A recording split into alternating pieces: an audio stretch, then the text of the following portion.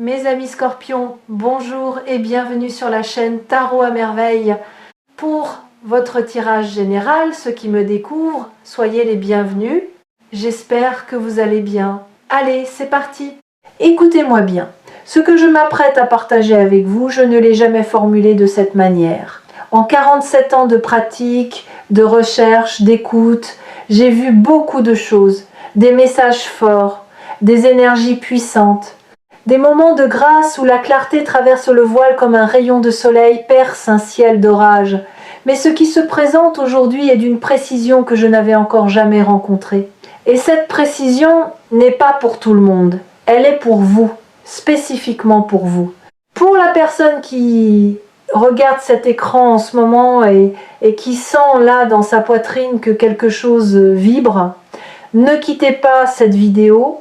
Ce qui suit va assembler des pièces de votre vie que vous pensiez n'avoir aucun lien entre elles. Il y a dans votre existence des fils séparés, éparpillés, des événements, des rencontres, des choix, des souffrances, des joies qui semblent appartenir à des histoires différentes, comme si votre vie n'était pas une seule histoire mais plusieurs, empilées les unes sur les autres sans connexion apparente. Le premier fil, c'est quelque chose que vous avez vécu très jeune. Un moment fondateur que vous minimisez peu, être aujourd'hui parce qu'il semble petit vu de l'extérieur, mais qui a laissé en vous une empreinte profonde. Le deuxième fil, c'est une relation qui a marqué votre vie adulte, pas nécessairement une relation amoureuse, peut être un mentor, un ami, un membre de votre famille, quelqu'un qui vous a appris quelque chose d'essentiel, souvent sans le vouloir, parfois en vous blessant. Le troisième fil, c'est ce que vous vivez en ce moment, ce que vous traversez depuis quelques semaines, ce sentiment diffus que quelque chose se prépare, que les pièces bougent sur l'échiquier, que le vent tourne. Ces trois fils, vous les avez toujours vus séparément.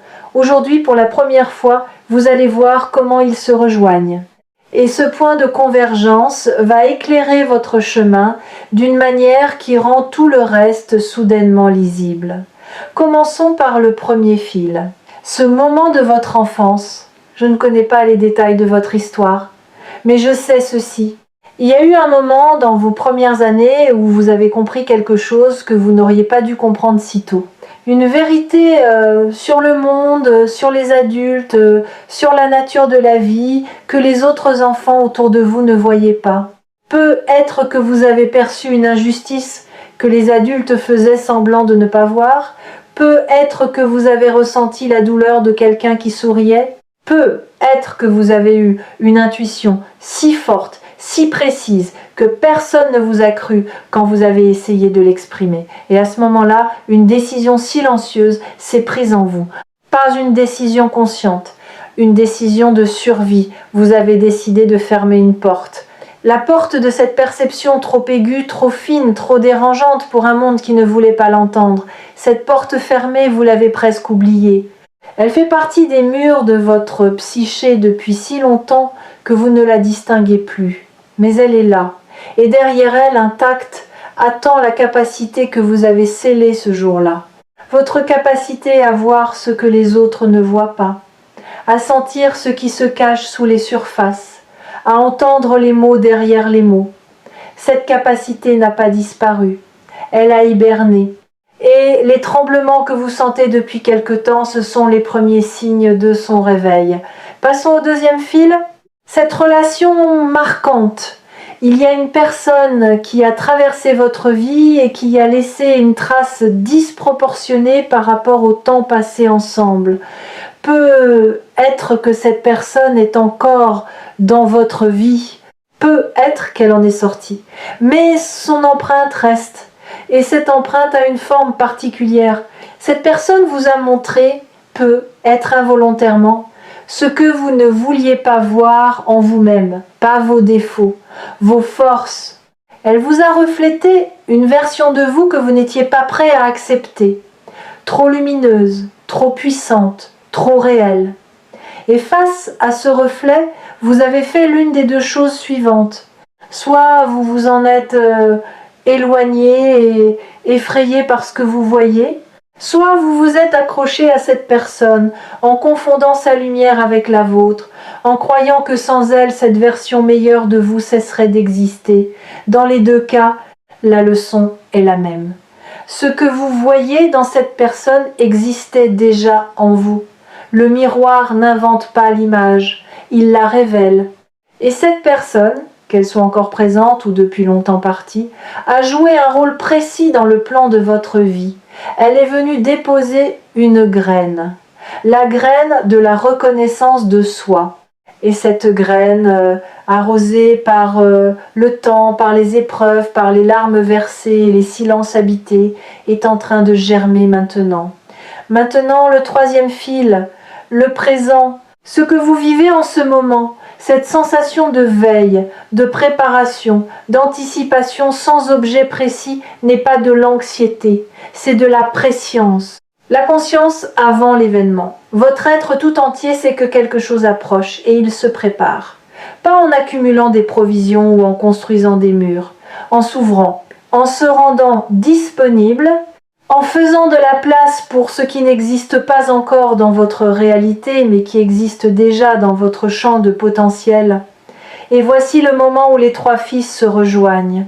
Fermez les yeux une seconde, juste une seconde, et visualisez ces trois fils.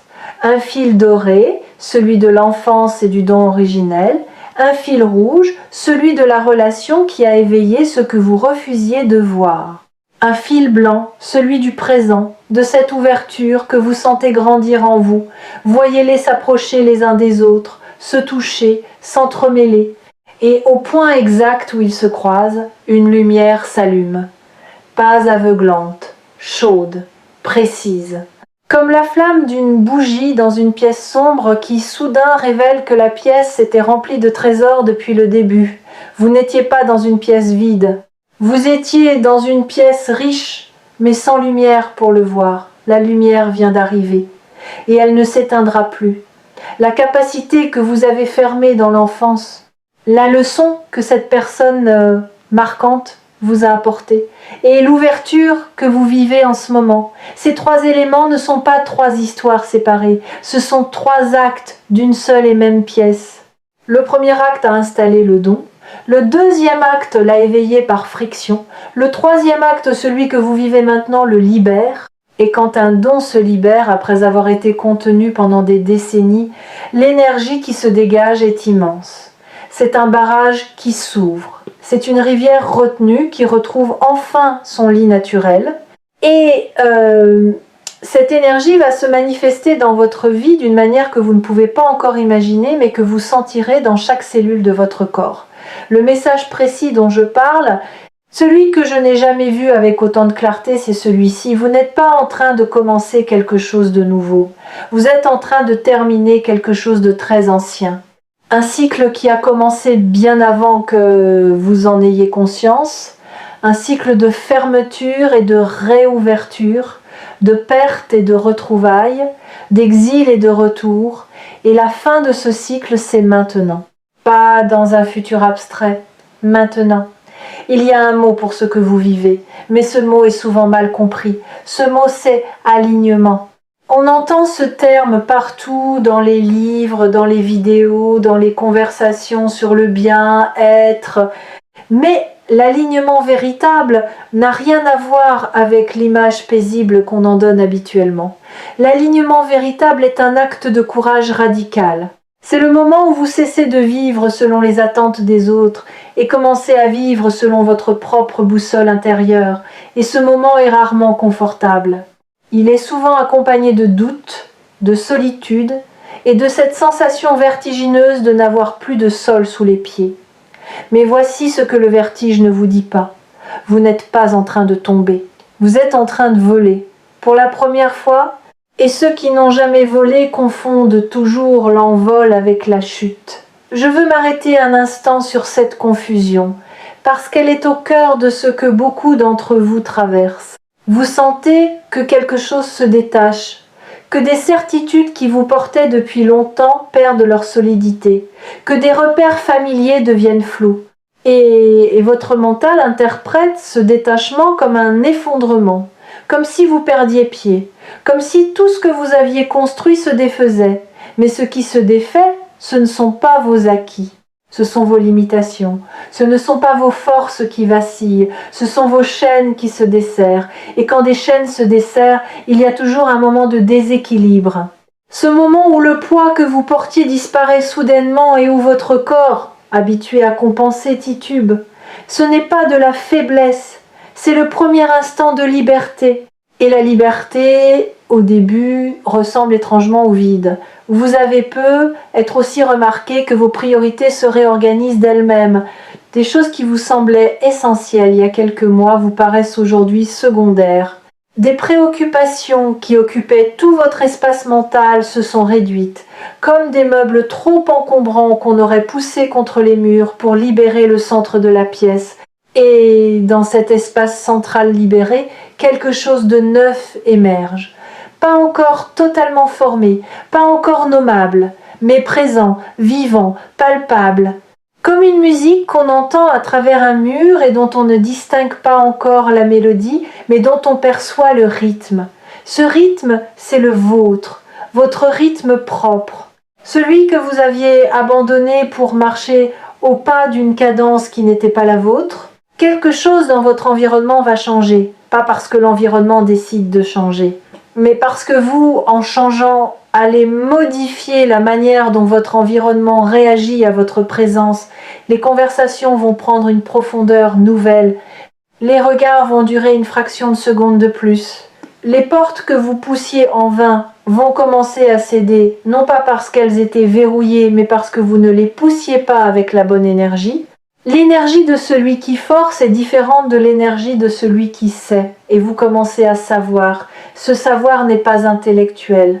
Vous ne pourriez pas le mettre dans un livre ou l'enseigner dans une salle de classe. C'est un savoir corporel, cellulaire, le genre de savoir qui vous fait prendre une décision en 3 secondes là où vous auriez hésité pendant des mois, qui vous fait dire une phrase exacte au moment exact sans l'avoir préparée, sans même comprendre pourquoi ces mots-là sont sortis de votre bouche, qui vous fait sentir avec une certitude absolue que telle direction est la bonne. Même quand toute la logique du monde vous dit le contraire, ce savoir c'est votre don, celui que vous avez fermé enfant, celui que cette personne a effleuré sans le savoir, celui qui se déploie maintenant avec une clarté sans précédent. Si vous êtes tombé sur cette vidéo de tarot à merveille, demandez-vous pourquoi, parmi les millions de vidéos disponibles, et c'est celle-ci que vous regardez. Demandez-vous pourquoi ces mots précis, dans cet ordre précis, résonnent en vous comme s'ils avaient été écrits pour vous. La réponse est simple et vertigineuse à la fois parce qu'ils l'ont été. Pas par ma volonté, par ce mouvement mystérieux qui fait que les bons messages trouvent les bonnes oreilles au bon moment. Vous étiez censé être ici, en ce moment, avec ces mots dans votre esprit et cette sensation dans votre cœur. Maintenant, parlons de ce qui change. Parce que le titre de cette vidéo dit que cela change absolument tout. Et je pèse mes mots. Ce qui change n'est pas une circonstance extérieure, c'est la grille de lecture. C'est le prisme à travers lequel vous regardez votre vie. Imaginez que pendant des années, vous ayez regardé le monde à travers un verre teinté de gris. Pas noir, pas opaque, gris. Suffisamment transparent pour fonctionner, pour avancer, pour vivre, mais gris. Drainant les couleurs de chaque expérience, atténuant les joies, amplifiant les peines. Et ce matin ou cette nuit ou dans quelques heures, ce verre va tomber, pas parce que quelqu'un vous l'enlève, parce que vous en avez plus besoin, parce que vos yeux intérieurs sont enfin assez forts pour supporter la lumière directe, et cette force, vous ne l'avez pas acquise en un jour. Vous l'avez construite sans le savoir, à chaque épreuve traversée, à chaque deuil accompli, à chaque fois que vous avez choisi de vous relever alors que tout vous invitait à rester au sol. Chaque levée a été un entraînement. Et maintenant, vos yeux sont prêts. Et quand ce verre tombera, vous verrez votre vie telle qu'elle a toujours été, pas telle que la peur vous la montrait, pas telle que la blessure la colorait, telle qu'elle est, avec toute sa beauté brute, avec ses imperfections qui ne sont pas des défauts, mais des signatures.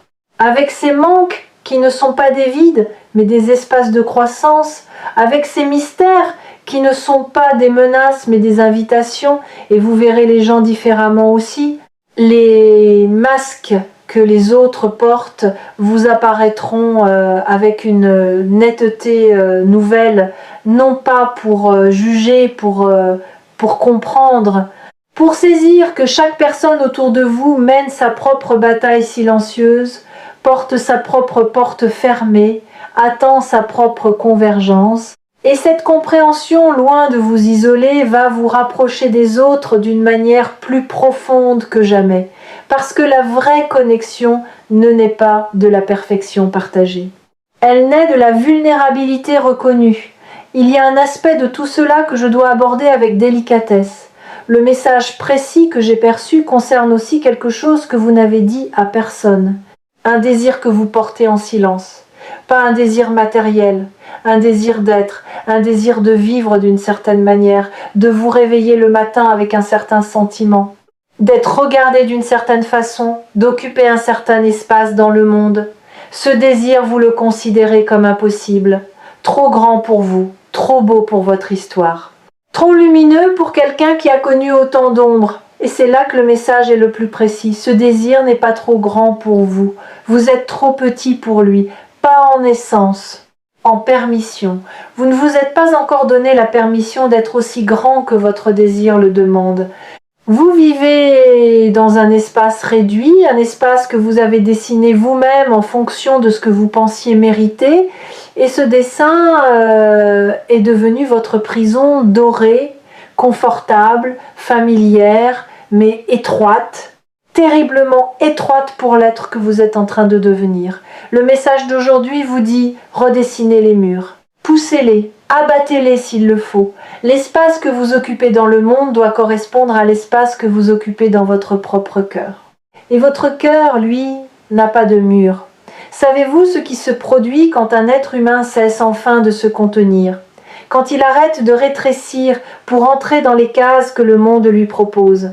Il devient magnétique, pas dans le sens superficiel du charisme de scène ou de l'assurance fabriquée, magnétique dans le sens originel du terme. Il attire à lui ce qui lui correspond et repousse naturellement ce qui ne lui correspond pas, sans effort, sans stratégie, par simple résonance. Les bonnes personnes se rapprochent. Les mauvaises circonstances s'éloignent, les opportunités apparaissent dans des endroits inattendus, et tout cela ne vient pas d'un pouvoir mystique. Cela vient du fait qu'un être aligné émet un signal clair, et un signal clair reçoit des réponses claires, tandis qu'un signal brouillé, celui de quelqu'un qui vit selon les attentes des autres, ne reçoit que du bruit. Votre signal est en train de se clarifier. C'est peut être la transformation la plus importante de toute votre vie. Et elle se produit si silencieusement que même vous ne la mesurez pas encore pleinement. Mais les effets vont devenir visibles dans vos relations, dans votre travail, dans votre rapport à vous-même, dans la manière dont les gens réagissent à votre présence. Vous allez remarquer des changements subtils, des sourires qui durent un peu plus longtemps, des propositions qui arrivent sans que vous les ayez sollicitées, des conversations qui prennent spontanément une profondeur que vous n'aviez pas initiée. Ce sont les premiers échos de votre nouveau signal, les premières réponses à la fréquence que vous émettez désormais. Je veux vous parler de la peur qui va se manifester, parce qu'elle va se manifester pas comme une attaque, comme un test, le dernier test avant le passage. Quand vous êtes sur le point de franchir un seuil important dans votre évolution, la peur se présente sous sa forme la plus sophistiquée. Elle ne vient plus comme une terreur brute. Elle vient déguisée en prudence, en sagesse, en bon sens. Elle vous dit des choses raisonnables, des choses que tout le monde autour de vous approuverait. Attends encore un peu, ce n'est pas le bon moment, tu n'es pas encore prêt, sois réaliste. Et c'est justement parce que ces arguments semblent si raisonnables qu'ils sont si dangereux, Parce que la raison est parfois l'outil le plus efficace de la peur. Alors comment distinguer la véritable prudence de la peur déguisée? Il y a un test simple. La prudence vous ralentit mais ne vous arrête pas. La peur vous paralyse. La prudence dit « allons-y doucement ». La peur dit « n'y allons pas ». Si ce que vous ressentez face à une décision est un ralentissement, c'est de la sagesse. Si c'est un blocage total, un mur de rationalisation qui s'empile sur lui-même pour justifier l'immobilité, c'est la peur. Et face à la peur, la seule réponse qui fonctionne n'est pas le combat, c'est la traversée. On ne vainc pas la peur en la combattant, on la dépasse en marchant à travers elle. Et de l'autre côté, toujours, se trouve exactement ce que la peur essayait de vous empêcher de rejoindre. Ce qui se passe dans votre vie en ce moment est le résultat de 47 ans de pratique concentrés en un seul point de clarté, et ce que cette clarté révèle est limpide. Les fidèles de tarot à merveille savent reconnaître les moments où un message les traverse plutôt que de simplement les effleurer. Et ce message-ci traverse, il va profond, il touche des couches que vous protégiez depuis longtemps. Laissez-le faire son travail. Il y a quelque chose que je veux que vous fassiez après cette vidéo, pas un rituel compliqué, pas une méditation de 2 heures, quelque chose de simple mais de profondément significatif. Trouvez un moment de silence, 5 minutes, peut être ce soir, peut être demain matin avant que le monde ne se réveille. Et dans ce silence, posez-vous une seule question. Pas à votre mental, à votre cœur. La question est celle-ci. Si je n'avais peur de rien, qu'est-ce que je ferais dès demain? Ne cherchez pas la réponse, laissez-la venir. Elle viendra peu, être sous forme de mots, d'images, de sensations, peu, être pas pendant le silence lui-même, mais après, sous la douche, en conduisant, en pleine conversation avec quelqu'un. Elle surgira au moment où vous ne l'attendrez plus, et quand elle surgira, vous la reconnaîtrez immédiatement. Pas parce qu'elle sera spectaculaire, mais parce qu'elle sera vraie, d'une vérité qui ne nécessite aucune justification, qui se suffit à elle-même, qui tient debout sans argumentation. Cette réponse est le prochain pas le grand plan, pas la stratégie sur 10 ans. Le prochain pas, un seul. Et ce seul pas, posé avec conscience et courage, contient en lui tous les pas qui suivront. Comme un gland contient un chêne entier, comme un premier mot contient un livre entier. Le potentiel total de votre transformation est concentré dans ce geste unique que vous ferez quand la réponse vous aura trouvé. Les 3 fils de votre vie, celui de l'enfance, celui de la relation marquante, celui du présent, sont maintenant tressés. Ils forment une corde solide, une corde qui ne vous tire pas vers le haut par la force, une corde qui vous soutient pendant que vous grimpez, à votre rythme, avec vos mains, avec votre souffle, avec la dignité de celui qui sait que l'ascension lui appartient. Personne ne peut faire ce chemin à votre place, mais personne ne peut non plus vous empêcher de le faire, pas même vous. Parce que le mouvement est lancé, le barrage est ouvert, la rivière coule, et une rivière ne remonte pas à sa source. Alors cessez de douter de ce que vous ressentez. Cessez de chercher des confirmations extérieures pour ce que votre intérieur hurle déjà. Cessez de demander la permission à ceux qui n'ont pas accès à votre carte. Votre carte est unique, votre chemin est unique. Et le message d'aujourd'hui, le plus précis que j'ai jamais perçu, vous confirme que vous êtes exactement là où vous devez être pour que la suite se déploie. Tout change, pas autour de vous, en vous. Et quand ça change en vous, tout le reste suit, inévitablement, irrévocablement, magnifiquement. Merci d'avoir été là jusqu'au bout. Si vous sentez que ce message porte une vérité qui vous concerne, partagez-le. Pas pour moi, pour la personne qui, comme vous il y a quelques minutes, est sur le point de cliquer sur cette vidéo sans savoir encore que sa vie est en train de changer. Et n'oubliez pas que Tarot à merveille sera toujours là quand vous aurez besoin d'un rappel Quand les fils de votre vie sembleront à nouveau séparés, quand le doute brouillera la clarté, revenez, écoutez, et rappelez-vous que la convergence a déjà eu lieu, qu'elle est irréversible, et que le meilleur de votre histoire est encore devant vous.